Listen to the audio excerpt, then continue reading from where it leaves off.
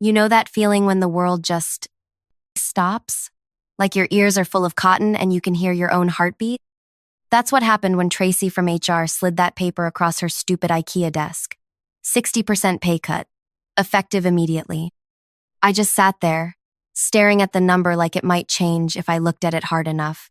60 fucking percent. I didn't cry. Not there, anyway. I smiled. Actually smiled.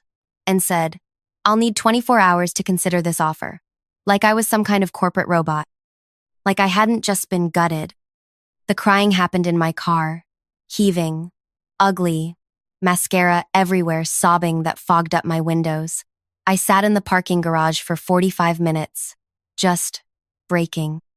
Because what do you do when the company you've given 9 years of your life to decides you're worth less than half of what they paid you yesterday?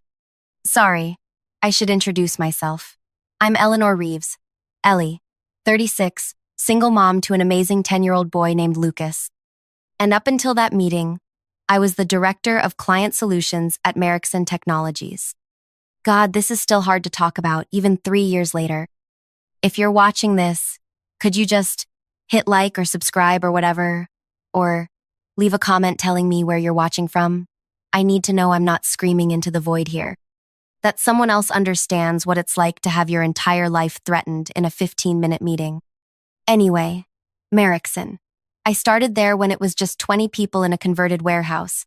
The kind of startup where everyone believes they're changing the world, you know?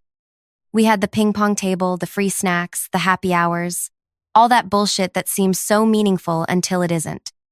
I was hired as a client manager, but I worked my ass off. Stayed late, came in weekends, missed school events, postponed vacations, all the things you're not supposed to do, but you do anyway because you're building something, because you believe in it. And I was good, really good. Within 3 years, I was managing our top 10 accounts clients that brought in over 70% of our revenue. I knew their systems, their problems, their birthdays, their kids' names. These weren't just accounts to me. They were relationships I had personally built. When Lucas's dad decided fatherhood and marriage were stifling his potential and moved to Austin with a yoga instructor named Sky, yes, really, those client relationships became even more important. They weren't just my career. They were my lifeline, my security. By year 5, I was promoted to director. I had a team of 8. I had equity. I had a salary that meant I could afford our mortgage and Lucas's asthma medications without having to choose between groceries and utilities. For the first time since the divorce, I could breathe. Then Martech Corporation bought us. God, I can still remember the all-hands meeting. Vernon Chang, our founder, standing on that little stage in the cafeteria, telling us how exciting this next chapter would be. How Martech's resources would help us scale our vision. Everyone clapping like seals while I sat there wondering why Vernon couldn't look any of us in the eye. $3 million. That's what I found out later he got in the acquisition. $3 million, and he was fully vested. The rest of us? Our equity was worth pennies, with 4 more years to vest under the new terms. The first 6 months weren't terrible. New email signatures, new procedures, more meetings. But I still had my team, my clients, my salary. Then the redundancy assessments started. First, they came for the junior people, then middle management. Each time, there was a company-wide email about streamlining operations and leveraging synergies. Each time, someone's desk would be empty the next day. No goodbyes. Just gone. I kept my head down, worked harder. My team shrank from 8 to 3, but our client load didn't decrease. If anything, it got worse. I was working 70-hour weeks, answering emails at 3 a.m., having panic attacks in the bathroom between meetings. Lucas started asking why I was always on my laptop, why I couldn't come to his soccer games, why I looked so tired all the time. And still, I thought I was safe. I was managing the relationships that brought in most of our revenue. They needed me. That's what I told myself right up until Tracy from HR scheduled that quick touch base. I should have known something was wrong when I walked in and saw Dennis Porter from Martech sitting there. Dennis with his 2 white veneers and his Rolex that he made sure everyone noticed. Dennis, who'd been sent from corporate to optimize the acquisition. Eleanor, he said. He never called me Ellie. We've been looking at the org structure, and we feel there's an opportunity to realign your compensation with market standards. Market standards. Like I was a fucking commodity. Tracy slid the paper across. The new salary was right there, in bold. $52,000, down from $130,000. This reflects the changing nature of your role, Dennis said, like he was telling me I'd won a prize. We're centralizing most client management functions at headquarters. You'll be transitioning to more of a regional support position. Translation. We're taking your clients, your authority, and most of your paycheck, but we still need you to do the work. You'll maintain your current responsibilities during the transition period, of course, he added. Of course. We need your decision by tomorrow, Tracy said, not meeting my eyes.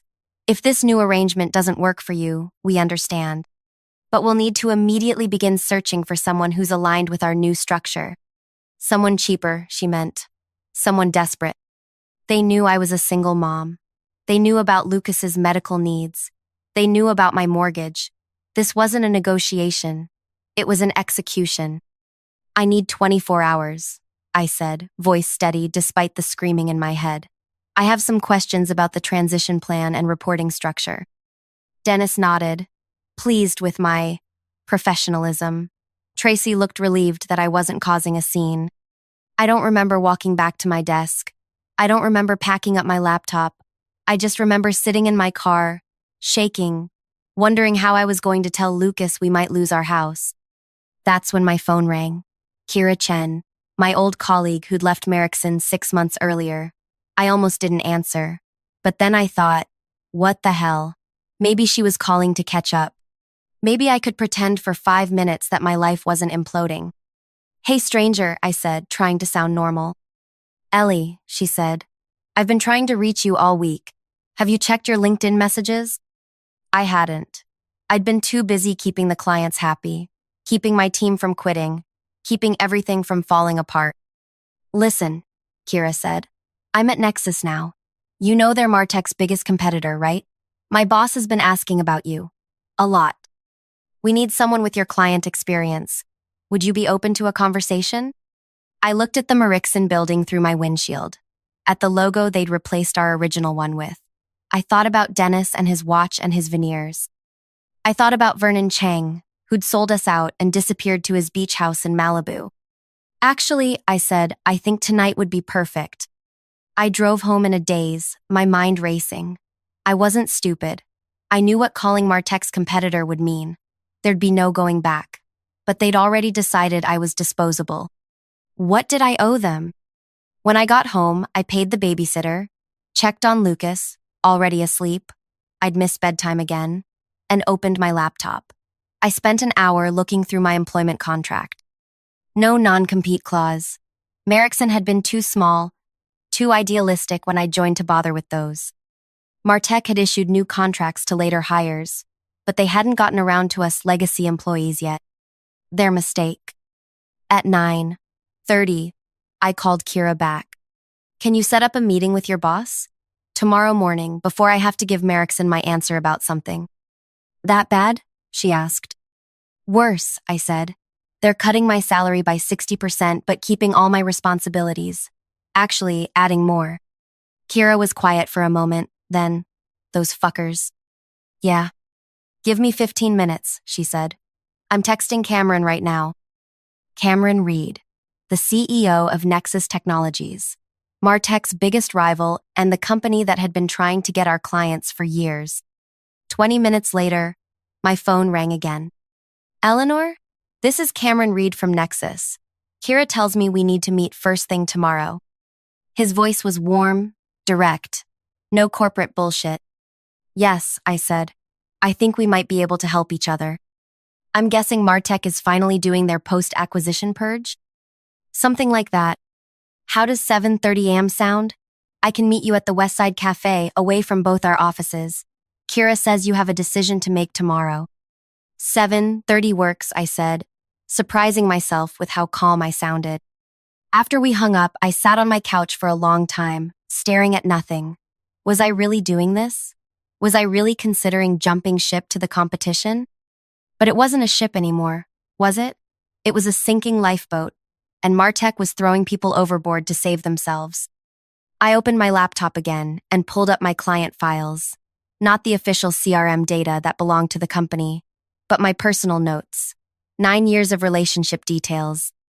Who to call when contracts got stuck in legal. Which CTOs were planning system overhauls. Which companies were unhappy with Martech's recent service changes. Information that wasn't confidential exactly, but was valuable. Very valuable. I'd built these relationships. I'd earned this knowledge. And tomorrow I was going to find out what it was worth. I closed my laptop and checked on Lucas again, watching him sleep for a few minutes. His little chest rising and falling, the inhaler on his nightstand, the science fair ribbon pinned to his bulletin board. "I'm going to fix this," I whispered. "I promise." I didn't sleep that night. Not really. I lay awake thinking about what I was about to do, wondering if I was being impulsive, wondering if I was being disloyal. But loyal to what? A company that no longer existed except as a line item on Martech's balance sheet? People who saw me as nothing but a number they could cut? By morning, I knew exactly what I was going to say to Cameron Reed and to Dennis Porter. I dressed carefully. My best suit, the one I saved for closing big deals. Hair perfect, makeup flawless, armor. I dropped Lucas at school, hugged him extra tight, and told him I loved him. "You okay, Mom?" he asked, looking up at me with his serious little face. "I will be," I said. And for the first time in months, I believed it. The Westside Cafe was quiet at 7:30. Just a few early risers with laptops and commuter mugs. Cameron was easy to spot, tall, silver at the temples, dressed casually but expensively. Kira sat beside him, gave me a small wave. I took a deep breath and walked over to their table. "Eleanor Reeves?" Cameron stood, offered his hand. "I've heard a lot about you. From Kira, of course, and from just about every client we've tried and failed to steal from Merrickson over the years." I smiled. "Well, those clients might be more open to conversations now." Cameron's eyebrows raised. "Is that right? Why don't you sit down and tell me exactly what's happening over there?" So I did. All of it. The acquisition, the culture change, the way they were gutting the company while expecting the same results, the impossible workloads, the pay cut. Cameron listened without interrupting. When I finished, he glanced at Kira, then back at me. "Ellie," he said, "we've been waiting for you to call us for a long time. We've been waiting for you to call us for a long time." That sentence hung in the air between us. I remember taking a sip of my coffee to buy myself a moment, because suddenly this wasn't just about saving my job. This was about something bigger. "What exactly does that mean?" I asked. Cameron leaned forward. "It means we've tried to recruit you 3 times over the past 2 years. Each time your loyalty to Merrickson won out. But Martech doesn't deserve that loyalty. And frankly, we're prepared to make you an offer that shows exactly how much we value your relationships and expertise." He pushed a folder across the table. Inside was an offer letter. Director of Strategic Partnerships. $165,000. Base salary. 25% annual bonus potential. Health benefits that would cover Lucas's medications completely. Stock options. I couldn't finish the sentence. "Fair market value for someone with your skills and client book," Cameron said, "plus a signing bonus if you can start within 2 weeks. I stared at the number. It was $35,000, more than I'd been making at Merrickson, more than 3 times what Martech was offering me. "Why?" I asked. "Why this much?" Cameron didn't hesitate. "Because we've lost 8 major contracts to Merrickson in the past 4 years. All accounts you managed. Because our research tells us that when clients work with you, their retention rate is 94%, compared to an industry average of 71%. Because I've personally had 3 CTOs tell me they stay with Merrickson because of you." He took a sip of his coffee. "You're not just an account manager, Eleanor. You're a competitive advantage, one that Martech is too stupid to recognize." I felt something shift inside me. A lifetime of being underestimated, of working twice as hard for half the credit, of smiling through meetings where men repeated my ideas louder and got praised for them. And here was someone who actually saw my value. "There's one more thing," Kira said quietly. "Tell her, Cameron." Cameron nodded. "We've heard rumors that Martech is planning to move all client services overseas within 8 months. They're using these pay cuts to push people out so they don't have to pay severance." My stomach dropped. "How do you know that?" "Their new VP of operations came from Teledyne. He did the same thing there 3 years ago. It's his playbook." 8 months. They weren't just cutting my pay. They were eliminating my job entirely. They just wanted me to train my replacement first. "I need to pick up my son from school at 3:30, I said, surprising myself with how steady my voice was. "But I can come back to Nexus with you right now. I'd like to see the office before I make a final decision." Cameron smiled. "Of course. And we'd like you to meet the team." 3 hours later, I walked back into Martech Regional Office 8, with a signed offer letter from Nexus in my bag and a plan forming in my mind. Dennis was waiting in the conference room, looking impatient. Tracy sat beside him, a folder with my name on it in front of her. "Eleanor," Dennis said, not bothering to stand. "Have you made your decision?" I sat down across from them, placed my hands flat on the table, smiled. "I have some questions first," I said. Dennis sighed theatrically. "We really need a simple yes or no today. As we explained, we're restructuring the entire department." "I understand, but I manage our 10 largest accounts.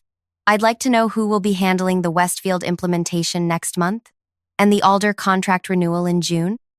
Dennis waved his hand dismissively. "We'll distribute those responsibilities appropriately. That's not something you need to worry about." "Actually, I do worry about it. I promised Sonia at Westfield that I'd personally oversee their transition, and Mark at Alder specifically asked for my involvement in the renewal discussions." "Those are company relationships, not personal ones," Dennis said, his voice hardening. "Now, about the offer.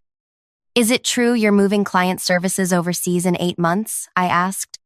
The color drained from Dennis's face. Tracy suddenly became very interested in her folder. "Where did you hear that?" Dennis asked. "Is it true?"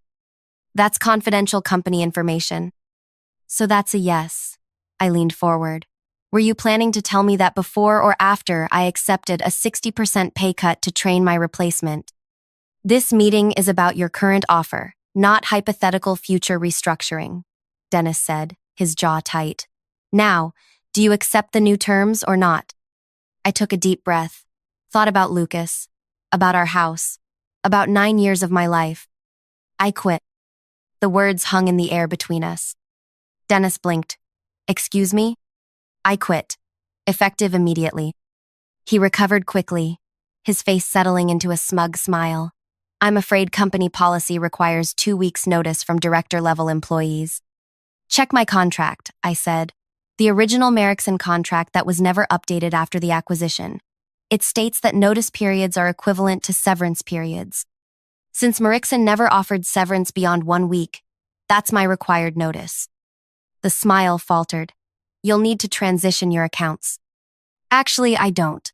My contract also states that in the event of a compensation reduction exceeding 15%, all transition requirements are waived."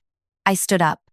"That was added after Trey Miller quit and tried to hold his clients hostage for a better severance package. You might not remember that, since you weren't here, but I helped Vernon draft that clause." Dennis was turning an interesting shade of red. Tracy looked like she wanted to disappear into her chair.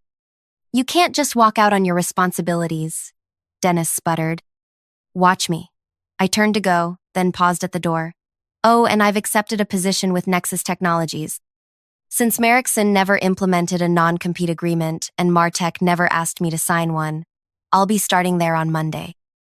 The explosion I expected didn't come. Instead, Dennis's face went completely blank, which was somehow more terrifying. "You've just made a serious mistake," he said quietly. "We'll be reviewing all of your communications and client interactions. If we find even a hint that you've been poaching clients or sharing proprietary information, we'll bury you in litigation." I felt a chill. Not because I'd done anything wrong, I hadn't, but because I knew how these things went. Big companies with deep pockets could make your life hell, even if you were completely innocent. I haven't taken anything that doesn't belong to me, I said. My client relationships, though, the trust I've built over 9 years, that belongs to me, and I'm taking it with me.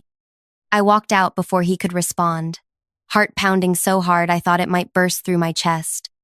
My team was waiting at my desk. Maria, Devin, and Priya, the last survivors of what had once been 8. They knew. Of course they knew.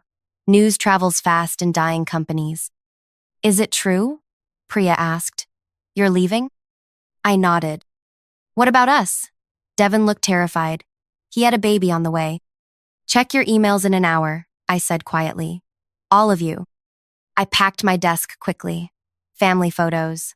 The stupid world's best boss mug my team had given me as a joke 2 Christmases ago. The emergency inhaler I kept for Lucas. 9 years of my life fit into one cardboard box. Security escorted me out. Company policy for high-level departures, they said. Like I was suddenly a threat. Like I hadn't given almost a decade of my life to this place. I didn't cry this time. Not in the elevator. Not in the lobby. Not even in my car. Instead, I pulled out my phone and made 3 calls. First, to Cameron. I've quit. They took it about as well as you'd expect. We'll have legal ready, he said. Don't worry. Second, to my old boss, Vernon Chang. He picked up on the 4th ring, sounding like he was on a beach somewhere. Ellie? Is everything okay? Not really, Vernon. Martech just tried to cut my salary by 60%. I quit and took a job with Nexus. Silence. Then, shit. I'm sorry, Ellie. The acquisition wasn't supposed to go like this. But it did, I said. And now they're threatening to sue me for accepting another job. A job that pays me what I'm actually worth. More silence. What do you need from me? I need you to remind them that you never implemented non-competes at Merrickson because you said, and I quote, if we don't treat people well enough to make them want to stay, we deserve to lose them. Vernon sighed. I'll call Gerald Martech myself. This isn't right. My third call was to Sonia West, CTO at Westfield International, our biggest client. The client whose system implementation was scheduled for next month. Sonia, it's Ellie Reeves. Ellie, I was just about to call you. We need to move up the timeline on the implementation by 2 weeks. The board... Sonia, I interrupted gently. I'm not with Merrickson anymore. As of today. The shock in her voice was audible. What? Where are you going?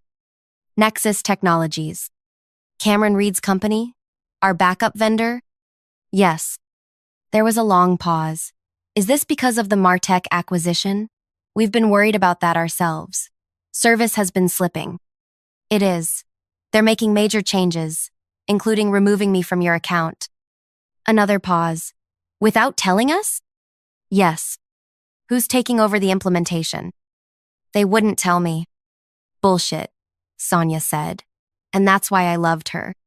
20 years in tech had stripped away any corporate niceties. This implementation is critical for us. The board is watching it personally. We specifically requested you in the contract. I know, I'm sorry. Don't be sorry. Send me your new contact info at Nexus. We need to talk. By the time I picked Lucas up from school, I'd received 14 text messages and 23 emails. 6 from my team, forwarding messages from Dennis instructing them to maintain client continuity and prepare transition documents for all my accounts. 1 from Vernon, confirming he'd spoken to Gerald Martech directly, and the rest from clients who'd somehow already heard I was leaving. Mom? Lucas climbed into the car, immediately sensing something was different. Why are you picking me up? It's not Friday. I turned to look at him. This beautiful, serious little boy who deserved so much better than a mother who was always working, always stressed, always one bad month away from financial disaster. I left my job today, I said simply. His eyes widened. The one you're always working at? The one that makes you cry sometimes when you think I'm asleep? My heart broke a little. Of course he'd noticed. Yeah, that one. Good, he said firmly. I didn't like how they treated you. Out of the mouths of babes. I got a new job, I told him. One that pays better and will give me more time with you, and better insurance for your asthma medications. He considered this. Will you be able to come to my science fair next month? Front row, I promised, with embarrassing signs and everything. He grinned. Cool. That night, after Lucas was asleep, my phone rang. A number I didn't recognize. Is this Eleanor Reeves? A man's voice, unfamiliar. Yes. This is Gerald Martek. I understand we have a situation. My blood ran cold. The founder and CEO of Martek Corporation, calling me personally. Mr. Martek, I said, trying to keep my voice steady. Yes, I suppose we do. Vernon Chang called me. He's very upset about how you've been treated. I said nothing. Waited. I've also received calls from Sonia West at Westfield and Mark Chen at Alder Technologies, both expressing concern about your departure and hinting they may need to reevaluate their vendor relationships. Still, I waited. Ms. Reeves, are you actively encouraging our clients to follow you to Nexus? No, sir. I've simply informed them that I'm no longer with the company. They've drawn their own conclusions. Dennis Porter tells a different story.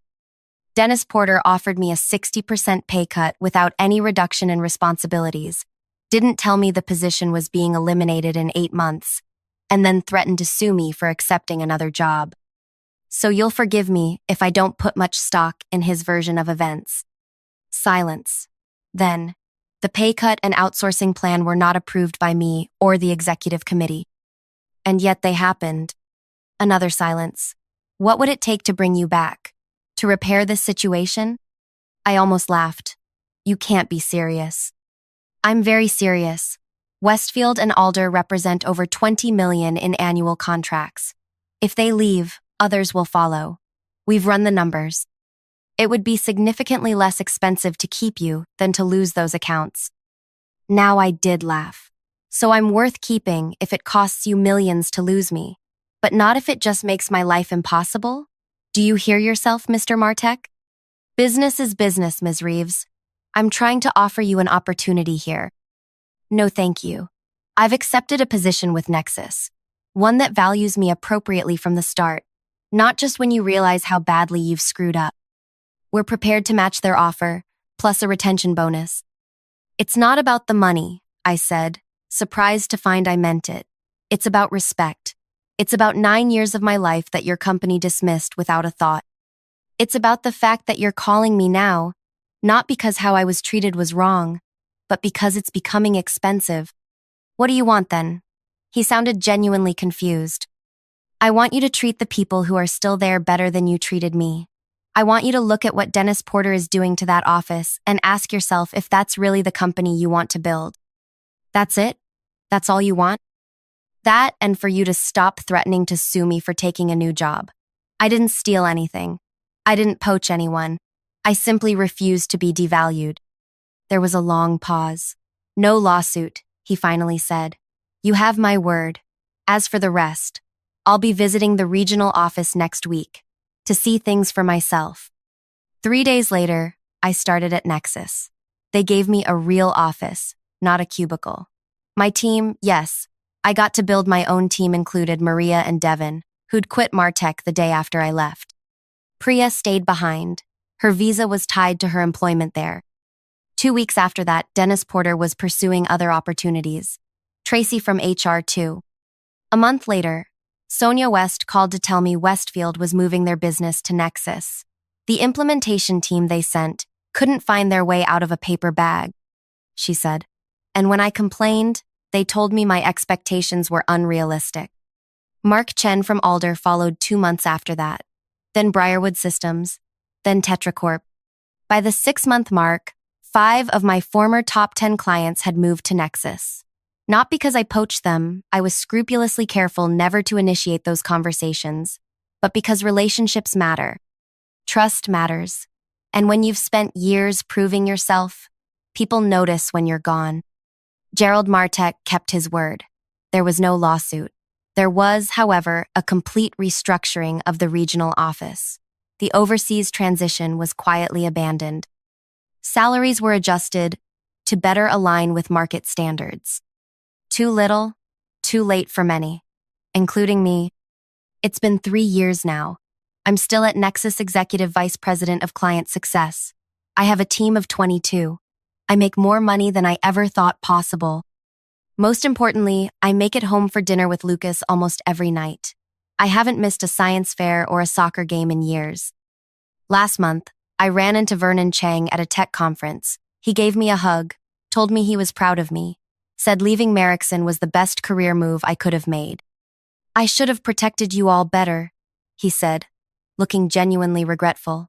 I thought Martech would keep their promises. It's business, I said, echoing Gerald Martech's words to me. Nothing personal. But that's a lie, isn't it? It's always personal. Our work, our worth, our lives, they're deeply, intensely personal. Pretending otherwise is just a way for companies to treat people as disposable. The real revenge wasn't the clients who followed me. It wasn't Dennis getting fired or Martech losing millions.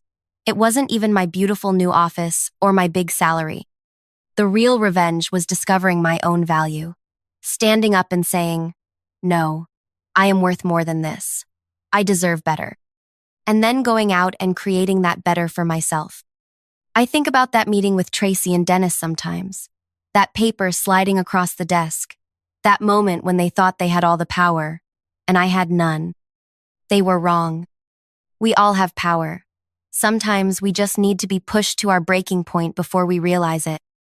So if you're watching this, and you're in a job that doesn't value you, that treats you like you're lucky to be there when they're actually lucky to have you know this, you have options. You have power. You have worth.